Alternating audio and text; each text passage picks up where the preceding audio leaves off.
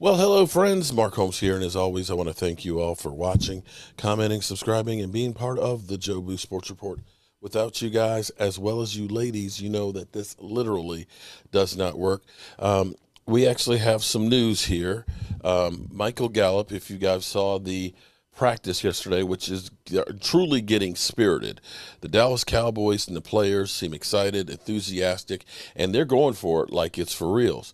Michael Gallup, going for a pass, ended up running out of bounds, and they have the fences with the padding on top of it.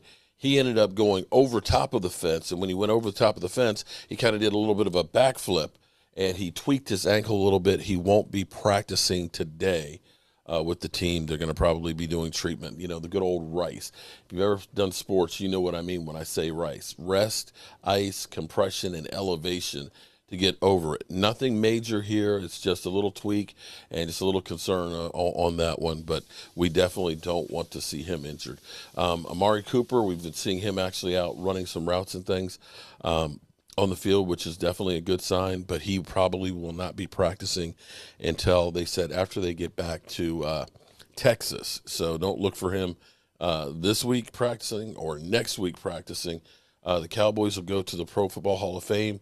They will come back to Oxnard. They will have practice next Saturday, not this weekend, but the following weekend against the Rams, which is supposed to be televised, and then get ready for their preseason game against the Cardinals, and they will break camp then.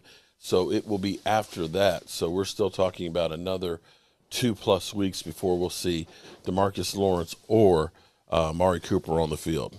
And that's where we are right now, guys. The team is on the field as we speak, and we'll have more updates after that as well. Wait a minute, hold it. I'm sitting here. Breaking news, hold on. That was, okay, literally. Football playoff on Clemson, I will say this. And that was on literally Justin clickbait. Fields, when he's on. Or I missed it. Let's see. Maybe I missed it, and that's.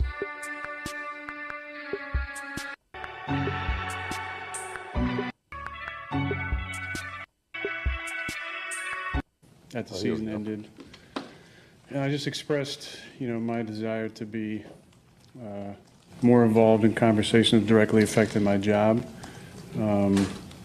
Also, I wanted to help the organization maybe learn from them some of the mistakes in the past, in my opinion, about the way that some of the outgoing veterans were treated, and just the fact that we didn't retain a number of players that I felt like were core players to our foundation, our locker room, high character guys. I'm talking about Charles Woodson, Jordy Nelson, Julius Peppers, Clay Matthews, Randall Cobb, James Jones, John Kuhn, Brett Good, T.J. Lang, Brian Balaga, Casey Hayward, Micah Hyde, guys who were, exceptional players for us, but great locker room guys, high character guys. Many of them who weren't offered a contract at all, or were extremely lowballed, or were, maybe in my opinion, not given the respect on the way out that guys of their status and stature and high character deserved. And then it kind of progressed from there into a commitment for the 2021 season and beyond. That really wasn't given at any time. So for me, I had to assess the situation, not necessarily wanting to be a lame duck quarterback, especially after an MVP season, which I think you can understand. And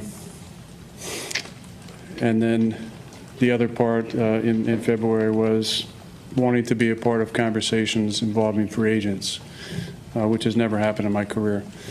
I've trained with a number of NFL guys most of my career in the off seasons. My agency, Athletes First, has had a number of high draft picks over the years. I've tried to pass along information. Hasn't really been used, shall we say. So I wanted to offer my services as a recruiter, and I think we can all understand, Green Bay isn't a huge vacation destination. People are coming here to play with me, to play with our team, and knowing that they can win a championship here. And the fact that I haven't been used in those discussions was one I wanted to change moving forward. And I felt like based on my years, the way I can still play, that should be a natural part of the conversation. As that progressed from that point, nothing really changed on that front. So we got into March, and the conversation changed. As I felt like if you can't commit to me past 2021, and I'm not a part of recruiting process and for agency, if I'm not a part of the future, then instead of letting me be a lame duck quarterback, if you want to make a change and move forward, then go ahead and do it. That obviously didn't happen. Like I said, it wasn't a draft day thing. There were conversations for a number of months leading up to that. Post the draft, I think what basically happened was then they said, we'll give you some money now. Let's see if we can throw some money at you. I said from the start it wasn't about the money. Obviously, I didn't show up for the off-season program or mini camp. To me, it was bigger than this. It was about trying to be a resource for the organization that I care about and love so much. So when the money came at me, the other part is, the backstory to that is, after the season, there was a part of me that did think that there would be conversation about an extension. Based on my cap number this season, next season, it seemed natural based on the way I played to at least have a conversation about it. It wasn't a conversation, not until into May. And that to me seemed like an analogy that you guys understand. You guys have a fantastic year at work. You write some great stories. You go to your boss and say, I just had an incredible year. I think I deserve a pay raise or, some security. And the boss says, let's just see how it goes. A couple months down the line, you get another job opportunity. You go back to your boss and say, hey, I got this amazing job opportunity. And say, whoa, no, we love you. We do want you to stick around. We do care about you. Just have the same feeling, and so, I said it wasn't about the money, and the way that felt, kind of just doubled down on that. Nothing really changed throughout the summer. There were obviously some developments in the last week or so, but I was really working on myself and my own mental state throughout the summer, and at various points deciding if I wanted to even keep playing.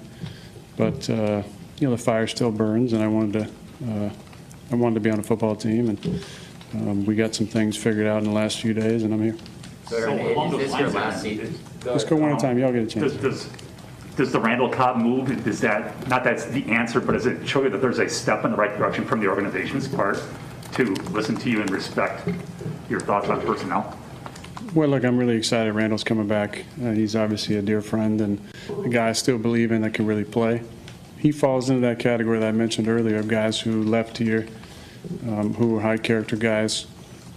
It's the desire that I've talked about before to finish as a Packer. That's always been really important to me.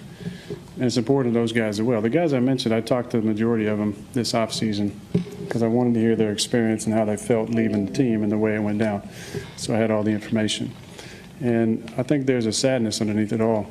Obviously, there's a sadness when your career ends, but a sadness that things went down the way they went down for a team that they cared about and loved and put their bodies on the line for so many years. So to get Randall back is really special. It's something that I talked about back in February, wanting to bring in a true slot receiver. I thought would make our offense more dynamic, and I think. Okay, I think I've heard enough of this. I'm sorry. This just, one, he looks like he's miserable. Two, it sounds like he's giving you bullshit. He's going back down through the way the organization has treated players back, and releasing them and not offering them new contracts. That's the NFL for you. That's not unique to the Green Bay Packers. And so now you're going to get on the stump and now act like you're doing all this for everybody else. And you say it's not about the money.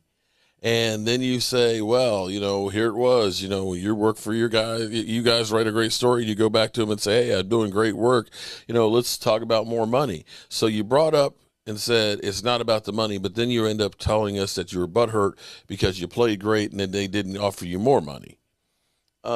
Sorry, this is just like you're looking for sympathy, that I'm treated so poorly, that they've been so mean to me. I'm sorry. Come on, man. You're one of the highest paid players in the NFL, and apparently the moves that they made a difference, because unlike my Dallas Cowboys, you were in 2 NFC championship games with the rosters that you had. You were one of the better teams in the NFL over the course of the last 2 years. So apparently something that they've been doing in the front office has been working for them. And as much as you want to, and don't get me wrong, I want to see players make money and stuff, but understand, retaining players that are past their prime and overpaying them is not a formula for winning. So you can't have it all. Just can't. So that's my immediate reaction to Aaron Rodgers' press conference there. It's going to get ugly, to say the least. All right, I will catch you guys a little bit later after practice. I'm Mark Holmes, and I'll see you later.